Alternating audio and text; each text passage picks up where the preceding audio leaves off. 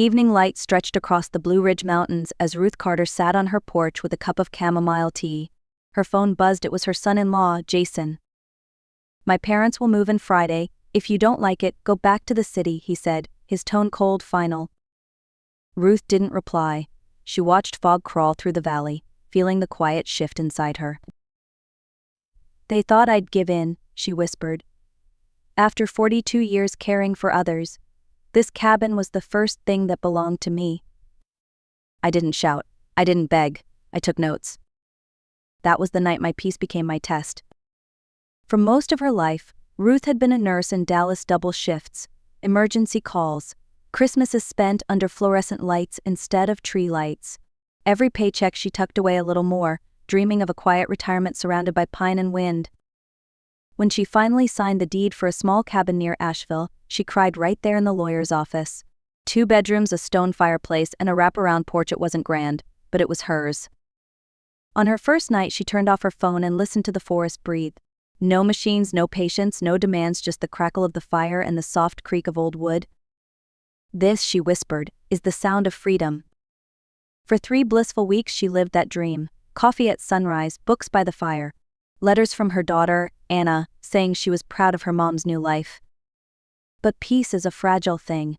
One phone call was all it took to remind Ruth that even the strongest boundaries can be crossed by family. Ruth had to drive 8 miles to find cell service. When she finally reached the ridge, her phone exploded with missed calls. One name flashed again and again: Anna. "Mama, thank God. We've got a serious problem." Her daughter's voice trembled. "Jason's parents lost their home. Some issue with the bank, overdue payments. They're moving in with you for a few months." Ruth froze, gripping the steering wheel. "Anna, no. This cabin barely fits me. I came here to be alone." "I know, but they have nowhere else to go," Anna pleaded. "They're your grandkids' grandparents. Don't be selfish." The word selfish sliced through her like a scalpel. 40 years of sacrifice erased in one sentence. When Ruth hung up, she sat in silence, staring at the horizon. Not a single person had asked if she wanted this. They had decided for her. That night, she couldn't sleep. The cabin, once her sanctuary, now felt invaded, like someone had opened a window in her soul and let the wind in. They were coming Friday, but so was something else: Ruth's quiet rebellion. The next morning, Ruth brewed her coffee and opened a notebook. Years in hospitals had taught her one thing: never react and panic, plan with precision. If Jason's parents thought they could claim her home, they were in for a surprise. She called an old colleague, Tom Reyes, now a real estate attorney in town. "No one can force you to host anyone, Ruth," he assured her. "But don't leave your property unattended. Document everything." That evening, she drove into town, bought a few supplies: a bottle of harmless snake repellent from a vet, fertilizer with a pungent odor, and some leftover snake skins he used for research. "Mountain folks say these keep critters away," the vet chuckled. Back home, Ruth scattered the repellent near the porch, slipped one snake skin under the guest bed, another by the bathroom door.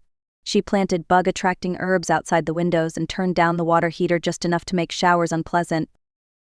It wasn't malice, it was strategy. She poured herself tea and smiled faintly. "Let's see how long they last in paradise," she murmured, as the forest hummed around her. Friday came wrapped in sunlight and dread.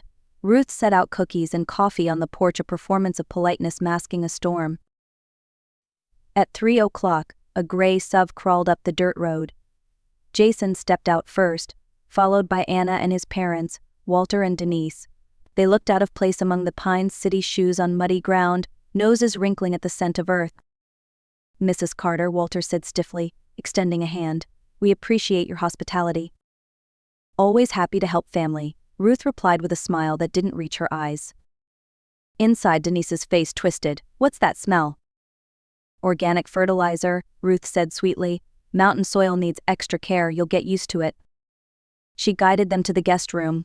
When Denise noticed something coiled beneath the bed, she shrieked. Ruth bent down calmly. "Ah, another snake shed. They're harmless usually." That night, the wind carried whispers and nervous footsteps. From her room, Ruth heard Jason mutter, "This place is a nightmare." She smiled in the dark, the faintest flicker of victory warming her chest. Her peace had been stolen, but control, that she was taking back. The first night was everything Ruth had anticipated and more. Around 2 a.m., she quietly tapped a button on her old phone, triggering a motion alarm she'd set near the woodpile. The metallic clang echoed through the still air. Denise screamed. Walter stumbled into the hallway clutching a flashlight like a sword. "What was that?" Jason barked. "Probably just a possum," Ruth said, strolling out in her robe. "Or maybe a wild boar.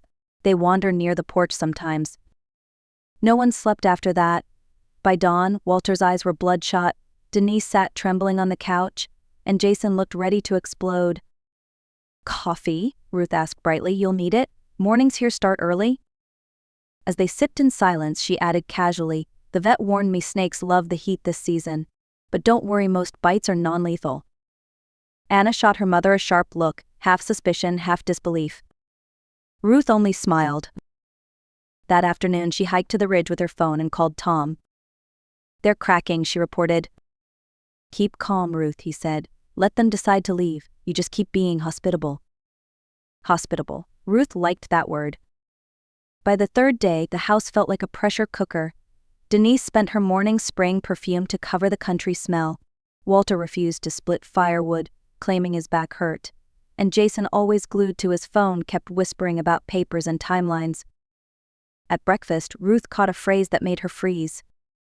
"Mom can't manage this place forever," Jason murmured to Anna. "If she signs, we could." He stopped when he noticed Ruth entering the room. "Could what?" she asked lightly. Jason smiled too quickly. "Just talking about refinancing. Interest rates, you know." Ruth nodded, masking the chill running down her spine. Later that afternoon, while fetching towels from the hall closet, she saw an unsealed folder peeking out from Jason's briefcase. Inside lay a printed document labeled Transfer of Ownership. Her name was there, neat and centered, waiting for a signature. Ruth quietly returned it to its place. That night she didn't sleep. She wrote in her notebook instead. "When someone plans to take what's yours, don't argue, observe. The louder they talk, the more they reveal." The next morning, Ruth found Anna sitting on the porch steps, her face pale and drawn. She looked like someone who had finally seen the edges of a truth she didn't want to touch. "Mom?" she said quietly. "Did you look in Jason's briefcase?" Ruth didn't answer. Anna sighed, eyes brimming. "He told me you were getting confused lately, that maybe you shouldn't live alone anymore. I believed him." Ruth's chest tightened. And now? Anna pulled a folded paper from her pocket. It was a bank form with Ruth's signature, only it wasn't hers. The handwriting was close but not perfect. "I found this in his desk," Anna said, voice shaking. "He's trying to refinance your property behind your back." Ruth took the paper, held it to the light, then laid it flat on her knee. "You came here because you already knew the answer," she said softly. Anna nodded, tears falling. "I'm sorry, Mom." Ruth reached for her daughter's hand. "Don't be. This isn't the end of something. It's the start of setting it right." The mountain air between them felt heavier but also clearer, like truth finally had space to breathe. Ruth drove into town the next morning with a calm that felt almost clinical. Years of nursing had trained her to act under pressure without showing fear. She met with Tom Reyes again, handed him the forged document, and explained everything: Jason's lies, Anna's discovery, and the suspicious folder in his briefcase. Tom skimmed the papers and nodded. "This isn't just manipulation, Ruth, it's attempted fraud. We'll get ahead of it."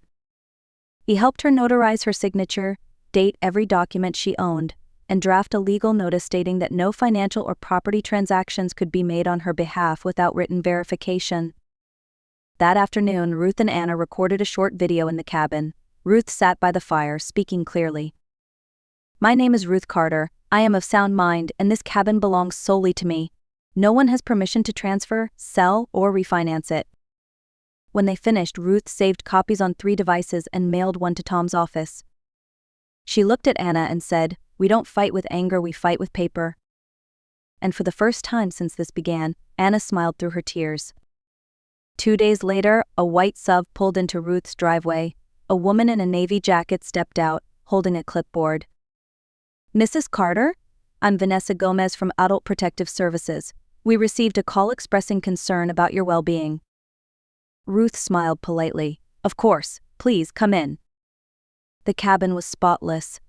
Fresh coffee brewed on the stove, medications labeled by day, emergency numbers pinned to the fridge. Vanessa's eyes softened. You live alone? By choice, Ruth said. But I have a daughter who visits weekly, neighbors who check in, and a lawyer who knows every detail of my affairs. Ruth handed her a folder containing the medical evaluation, notarized documents, and video declaration. After a long pause, Vanessa smiled. Mrs. Carter, you're more organized than half the offices I inspect. You have nothing to worry about. When she left, Anna closed the door and exhaled. Jason made that call, didn't he? Of course, Ruth said calmly. It means we're hitting a nerve. She poured 2 cups of tea. Let him dig his own hole. We'll just keep shining light on it. That night, the mountain felt different, too quiet. Ruth was writing in her notebook when the motion light outside flickered on. Through the window, she saw a shadow move near the tool shed, then disappear into the trees. She called Tom first, then the sheriff. Within half an hour, a patrol car crawled up the dirt road. The officer found boot prints in the mud, but nothing else. The next morning, Ruth met a private investigator named Priya Shah Sharp, calm and practical. Within days, Priya uncovered what Ruth had suspected. Jason had taken out multiple payday loans under false pretenses, listing family property as potential collateral. He's desperate, Priya said, and when people like that panic, they get careless. Tom arranged for security cameras and motion sensors through an old contact, retired Deputy John Hale. John installed everything in one afternoon, his voice steady.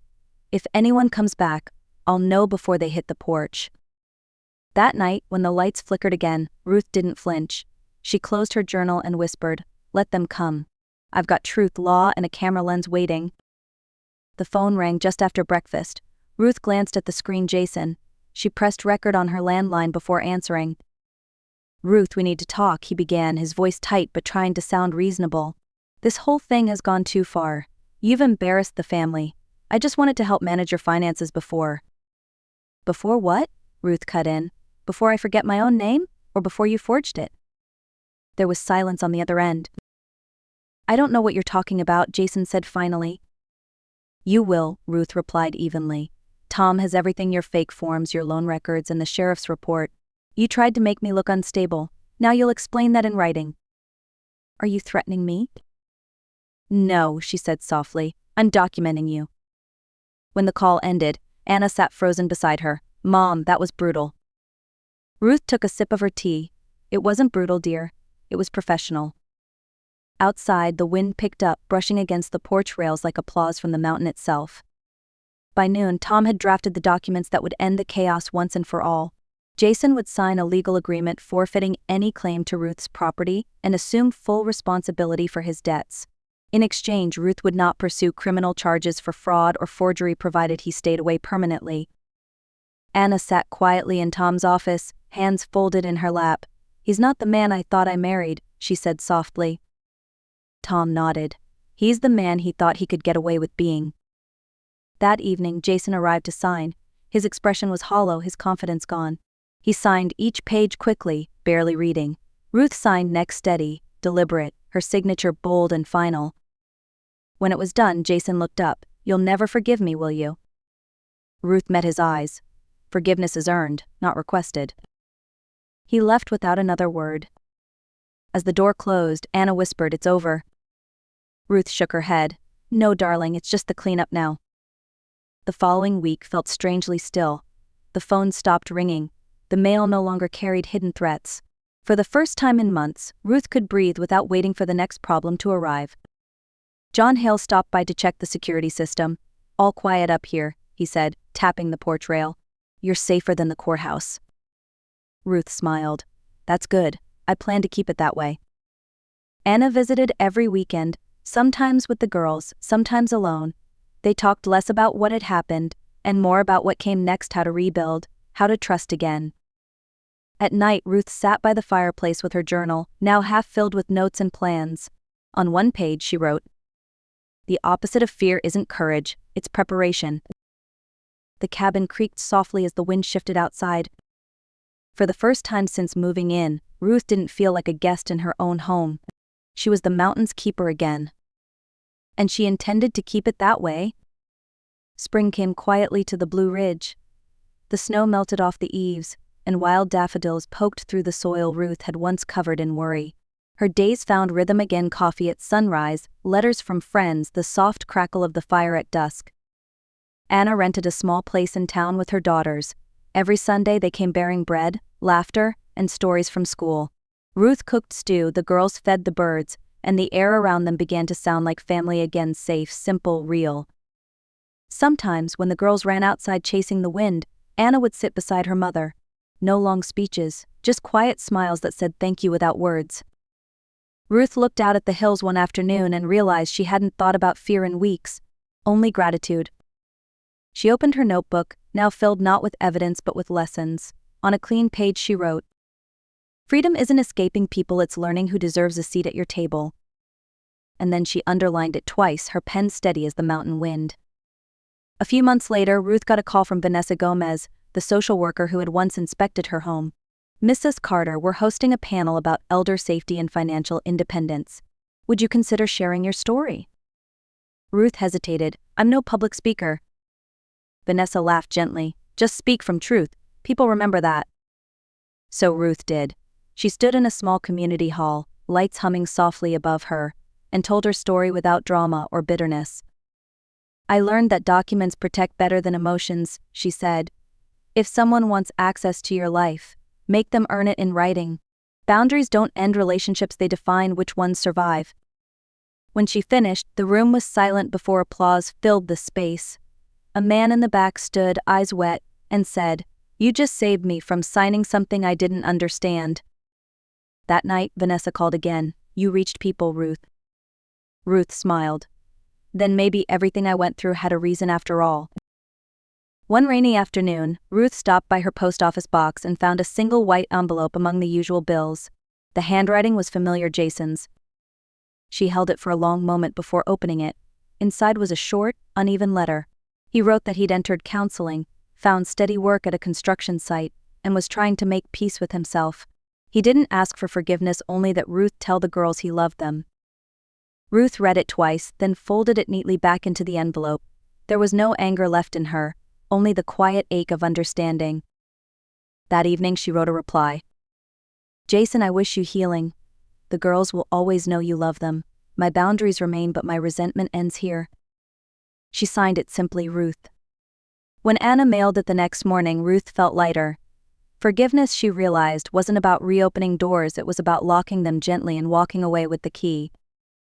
That summer, Ruth bought the small, overgrown orchard beside her property. Where others saw weeds and collapsed fences, she saw possibility.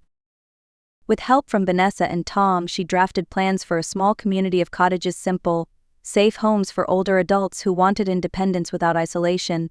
She called it Haven Ridge. Each cottage would have ramps, gardens, and wide porches for company.